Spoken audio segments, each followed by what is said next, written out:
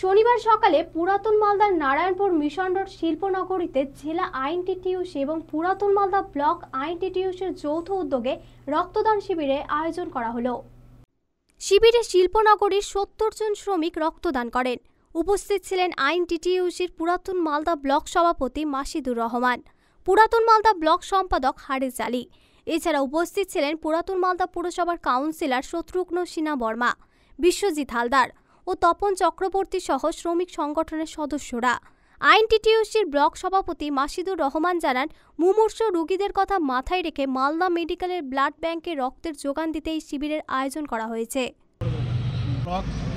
আইনটিটিউসির ব্যবস্থাপনায় ও সহযোগিতায় মালদা জেলা আইনটিটিউসির উদ্যোগে আমাদের নারায়ণপুর শিল্প অঞ্চলে মিশন রোড এই স্থানে আজকে আমরা ব্লাড অর্গানাইজেশন ক্যাম্প সংগঠিত করেছি। আজকে আমাদের সমস্ত কলকারখানার শ্রমিক ভাইয়েরা সকলেই এই ব্লাড ডোনেশন ক্যাম্পে অংশগ্রহণ করেছে এবং সকলে সক্রিয় ভূমিকা নিয়ে আজকে আমাদের এই ব্লাড ডোনেশন ক্যাম্প অনুষ্ঠিত হয়েছে। মালদা টুডে।